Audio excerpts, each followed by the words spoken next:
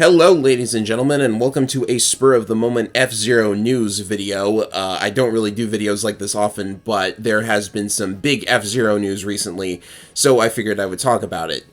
First and foremost, on the Nintendo Switch Online, they recently added, or actually they're going to add in a couple of days as of this recording, they're going to add F-Zero with GP Legend and Climax, which was a huge surprise. Most of us thought that GP Legend and Climax were going to be stuck on cartridges because of licensing stuff, considering their anime adaptations, whatever you want to call them. They're based on the anime. And Climax in particular was a huge shock because it was Japan only. We thought it was going to remain Japan only, but it's going to be available worldwide for the first time. And with the addition of these two games, your Switch, through the Nintendo Switch Online service, now has every single F-Zero game on it except for GX and AX, which, you know, wink wink, nudge nudge, this is one GameCube remaster I might actually consider buying, in case anyone's listening. They're not listening, of course they're not. But yeah, that was pretty awesome. So finally an internationally released Climax, which, every time I say that word I think of something dirty. Mine's out of the gutter, people. They are probably going to leave it completely untranslated because, you know, why even bother? The game's perfectly playable. There's enough English in it. You don't need a translation. Unless they plan on releasing it in Europe services as well, which, why wouldn't they? Anyways, the other bit of news comes from F-Zero 99, and I wanted to re-summarize my thoughts on F-Zero 99 as a whole before I get into the big news regarding F-Zero 99. Yes, I am dragging out this video's length in order to get more watch time, I guess. Anyways, F-Zero 99 is something that when it first came out, I thought, okay, this is, you know, fine, but is this really all you could do with F-Zero? Because, you know, I've been clamoring for a new F-Zero for years and years at this point because I love the series. In fact, it's probably what my entire channel is built on. Most of my viewers seem to come for the F-Zero. So when you have another Battle Royale game coming out and it's based on F-Zero, there's going to be 99 people on a single track. Ooh, that's not going to get chaotic at all. Graphically, F-Zero 99 is themed around the SNES F-Zero game, and not to be completely negative or anything, but despite being a foundation for the entire series, SNES F-Zero is really old and not that exciting at this point compared to basically everything else in the series besides GP Legend, so to see them constantly reference back to it, not just in F-Zero 99, but also in that stage in one of the later Smash Brothers games, where it's like built entirely out of SNES graphics. Like, are they basically admitting that pixel art is more appealing than 3D at this point? I think there's pros and cons to both styles, but so going into F-Zero 99, I basically couldn't stop thinking, this is all they're able to do with F-Zero. And when I played it, you know, it was enjoyable. Everything was okay. It worked fine. But, I really think 99 Racers is way too chaotic for F-Zero. Because normally it would be 30, right? The maximum we've seen in GX or X, for example, is 30 Racers. And that's probably the sweet spot. But not only that, I feel that they have effectively tried to take the old F-Zero format and transplant it into Battle Royale 99.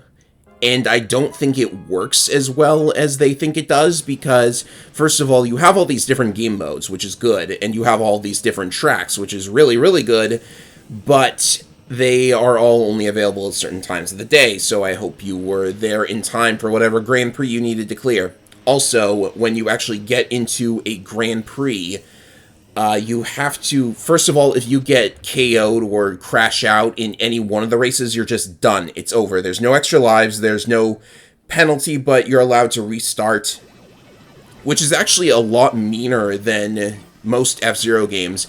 F-Zero has a reputation as a really challenging racing game, especially when it comes to GX, but you had extra lives. In the multiplayer modes, you can set it up to where if you crash out, you actually just take a time penalty and then get back on the track. You don't have that in F-Zero 99. So what is extremely frustrating is multiple times I have gotten to race 4 out of 5 and then crashed at the finish line. Yeah. ending my run completely and preventing me from seeing the 5th race, which is, the 5th race in each Grand Prix is actually, ironically, easier to at least survive. I mean, like, if you're playing this as purely a survival game, then the 5th race is very easy because of another rule. They kept the rank out rule from SNES F-Zero simply because it was in F-Zero on the SNES. That's the only reason the rank out rule is still there, and it's seriously annoying. I mean, like, survival is a problem because you can crash out very easily with 99 people trying to blow you up. And because there are 99 people also, it's extremely difficult to pull ahead into the safety zone so that you don't rank out when, at this point, I think most of the people playing are really, really good at F-Zero 99, like really, really, really good, almost suspiciously good. I'm not saying anything, but that just means it's going to be difficult for people to actually see the final courses and unlock them, because in the regular F-Zero 99 races, people can vote on one of 2 tracks, and it's very difficult to get onto a track that you haven't played yet, because the most popular tracks are going to get voted in all the time. So the Grand Prix is basically the only way you're seeing or unlocking for practice mode all of the courses. And that means you have to survive until the end. Race 4 in particular is very difficult because you have to get in the top 20 out of 40. And by that point, all of the players that you could have easily passed have been weeded out. I don't know why they did this. I mean, I would think it's enough to weed out the people who crash in Race 1, but, you know, they decided what the rules were, and I'll have to play by them whether I want to or not.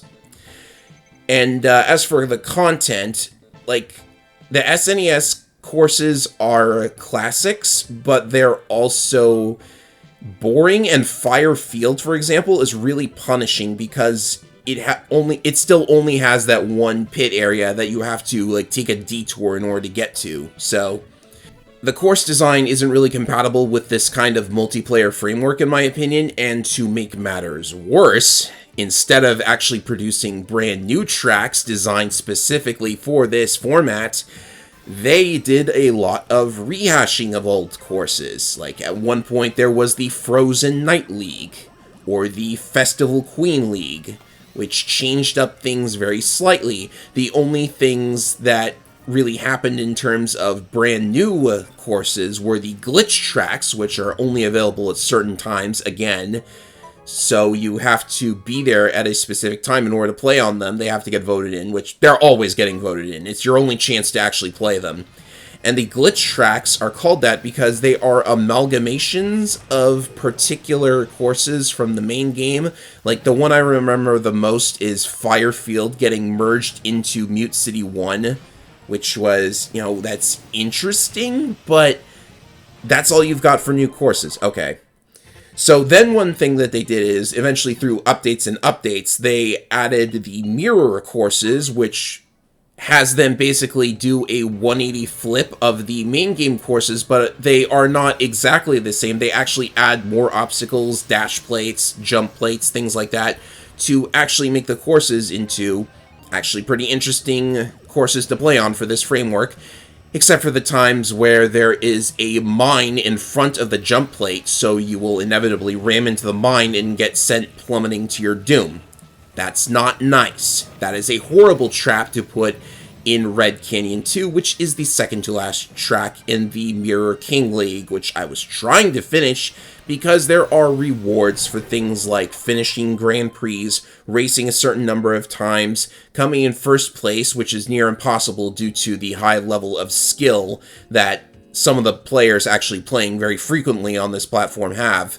So, like, what I've heard on the block about the recent re-release of Marvel vs. Capcom 2 is that players are frustrated and demanding refunds because they keep going online only to meet with the legendary Daigo, and they keep losing to him, except they keep getting matched with him, so they don't know what to do. That's what this feels like.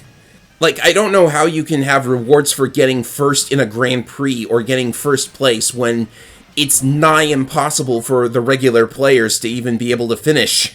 See, in the original F-Zero games, you could eventually find ways to beat the AI on Master difficulty because you're up against an AI. You're eventually going to find the thing that breaks their thinking, or you're just going to be skilled enough that you can beat them. Unless it's F-Zero X, because X has so much rubber banding, but that's another story. And another thing, too, is that there are only 4 machines to work with. And, props to them for adding a bunch of decals and colors to customize your vehicle with, but only 4 machines from the original SNES F-Zero, with stats mostly accurate to the original vehicles as well. And yet the rules of F-Zero 99, unless you are playing on the classic mode, have things like spin attacks and multiple boosts per lap. So that results in situations like the Golden Fox being ridiculously overpowered if you can get into first place and stay there. The only thing stopping the Golden Fox from winning every Grand Prix is the fact that the game spawns a ridiculous amount of red bumpers, and even those can be avoided if you're skilled enough. Yeah, those of you who remember my original video might remember that I said the Golden Fox was going to be the worst machine out there and the Fire Stingray was going to win every time. It turns out that the big winner is the Blue Falcon. No, it's not the Wild Goose. The Wild Goose is terrible. Don't listen to the pros. It's awful. So yeah, in my opinion, F-Zero 99, despite how much I'm criticizing it, it was at least okay at the end of the day. It's nice. It's a bonus if you have Nintendo Switch Online. You don't have to pay anything extra besides what you're already paying for Switch Online, so F-Zero 99 is fine. I would have preferred a big new release, but maybe that'll come in the future. For now, though, I have to wait until very specific times to get into the Grand Prix that I want to, which is annoying. It's almost like playing BSF Zero all over again. Speaking of which, the latest update that just came out a couple days ago, I remember saying that if they added anything related to BSF Zero into F-Zero 99, then I would eat my hat or something like that. Well, I unfortunately don't think hats are very edible, so I'll have to pass on that because they did in fact add BSF Zero content to F-Zero 99, which was the biggest shock. There were hints that they were going to do this, but no one thought that they actually would, because why would they acknowledge the Satellaview? They just seem to not acknowledge the Satellaview in anything they created. This is actually a lie. In one of the Fire Emblem remakes, they added Satellaview content related to Fire Emblem, so I guess it wasn't unheard of, but it was still kind of a shock because they are on record as saying that the Mirror King League was the final update or whatever. So they were lying on that front. Because eventually the Ace League made it in, and this Ace League is the same as that practice ROM that is floating around, which means the tracks are Mute City 4, Sandstorm 1 and 2, Big Blue 2, and Silence 2, and the order on F-Zero 99 is a little bit different. Silence 2 is actually the final course because they figured that would work better as the final track, and they're right. Sandstorm has also changed a little bit. Neither course has the Death Wind wind effect. The music is just Sand Ocean. They couldn't make an entirely new song for what's technically a new setting. I mean, it's not called Sand Ocean, it's called Sandstorm. But they did decide to make an actual sandstorm kick up and lower the visibility, which is actually pretty bad because the sandstorm courses are really, really small, so it's going to turn into a bumper car fest. And that makes Sandstorm 2, which is the 4th course, have the same problem as the other 4th courses, which means surviving them while staying above the rank you need to is very, very difficult. In addition to the tracks, they've also got the actual machines from BSF Zero, but they're not actual new machines. They're skins with no color options at this time, which I thought was... I guess they giveth, they also taketh, right? I was hoping for new machines because I would like to see a little more variety, but what can you do? I mean, I guess adding them into F-Zero 99 would be a challenge because they're actually ridiculously overpowered if you put them into the same setting as the original game's cars.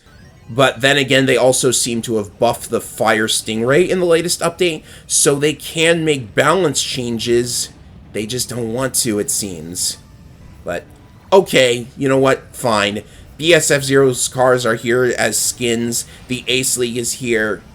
that's a pretty nice gesture because you're basically acknowledging history and even preserving it in some way. You're making it playable in this new game, which, you know, that means F-Zero 99 has something for people who want, like, actual new courses and content, even though we've probably played the practice ROM a bunch by this time. The BSF-Zero practice ROM that has all those tracks anyways.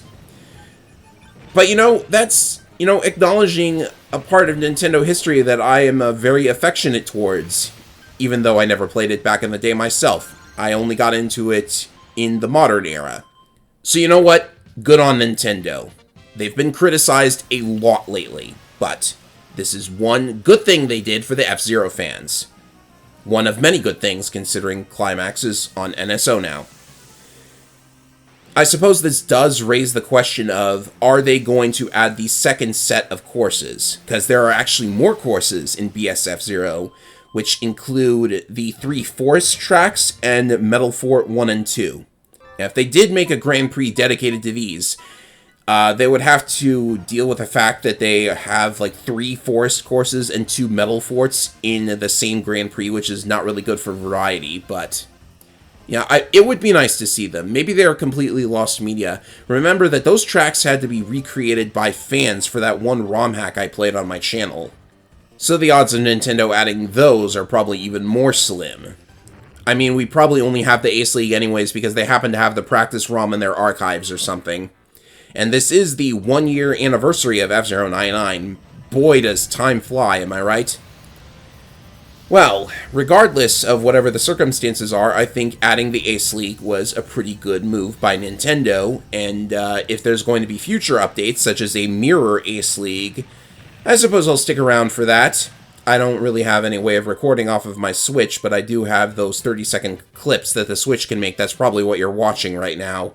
I'll keep you guys posted on anything related to F-Zero, because they still have things that aren't really released in America yet, or internationally, because the F-Zero X expansion kit has never been exported, the e-reader cards for GP Legend were never exported. I'm eager to see if the NSO version will add those to the game.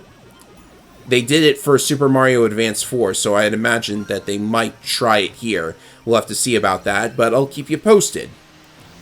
And, maybe there'll be something F-Zero related that I can do in the future. Who knows? I never know what I'm going to do next. But whatever I do, I hope all of you are going to stick around for it. So I'll see you for that when it comes. Later, everybody.